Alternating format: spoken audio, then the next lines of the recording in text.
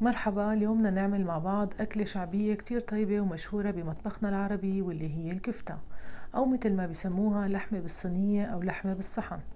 ممكن تنعمل بالبندورة والبطاطا مثل ما رح نعملها اليوم، وممكن بالطحينة والثوم والليمون. هالوصفة تعتبر من الوصفات السهلة والسريعة التحضير، وخصوصا بالأيام اللي مو جعبالنا نطبخ فيها، فبتكون فرصة لست البيت إنها ترتاح وتترك المجال لصاحب بيتها إنه يطلع إبداعاته. وهذا اللي مطبوع بذاكرتي لما كان والدي الله يطول بعمره يفرمها على إيده ويتبلها، وكانت تطلع ولا أطيب ولا أروع. ولهيك خلينا نشوف شو محتاج طبقنا من مكونات ومقادير. محتاجين اللحمة المفرومة، بصل، فلفل أخضر، بطاطا، ملح، بهارات، فلفل أسود، وآخر شي البندورة. بالبداية لتحضير التتبيلة محتاجين 3 بصلات كبار وحبة بطاطا صغيرة، هي بنحطها لتعطي اللحمة طراوة وتمنع اللحمة انها تكش او تشد اثناء الخبيز. وكمان فلفل اخضر نطحنهم بهالشكل. ومنجيب صينيتنا اللي بدنا نخبز فيها، انا هون استخدمت كيلين لحمة، بنضيف عليهم التتبيلة اللي عملناها، ومعلقة ونص كبيرة من الملح، ومعلقة كبيرة من البهارات، واخر شي الفلفل الاسود مثل ما شايفين. نخلط كتير منيح لتمتزج المكونات مع بعضها كتير كويس.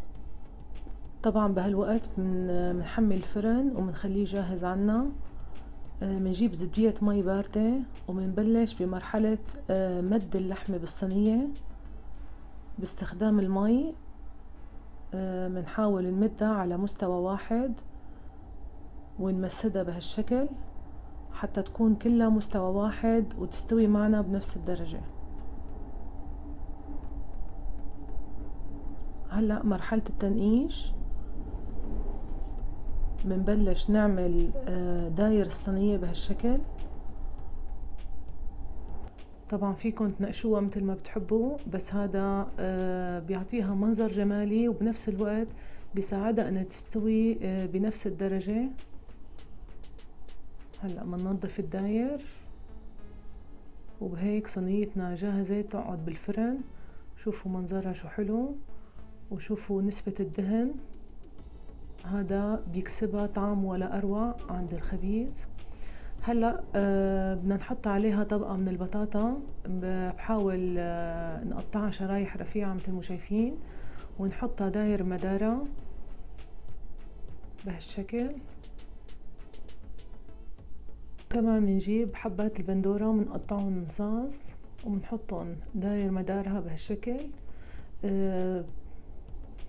تعطيها طعمة حموضة غير شكل للحمة، وبتكون كتير طيبة أثناء الشوي، منظرها حلو. وآخر شي بنزين بحبات من الفلفل أو شرايح من الفلفل الأخضر الكبير حسب متوفر عندكم. وهيك صينيتنا حاضرة للفرن. بنحط لها رشة فلفل أسود. طبعا بنحطها بالفرن، بمجرد ما تاخد لون من تحت بنحمر وشها مثل ما شايفين، وهي شكلها هي وبالفرن خلصت معنا. شوفوا كمية الدهن اللي طلعت منها، وريحتها ما تتخيلوا، عبت البيت بتشهي. البطاطا تأمرت، والبندورة دابت، والفلفل اتأحمش شايفين. وهلأ صار وقت نسكبها بصحن التقديم بهالشكل. نكون حريصين شوي شوي.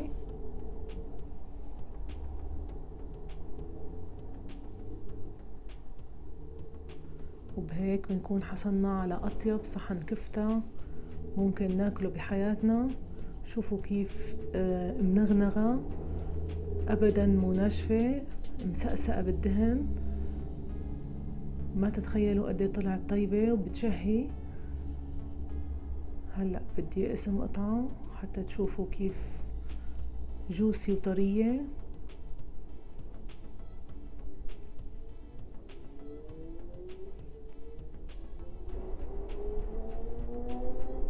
هي قلبها من جوا،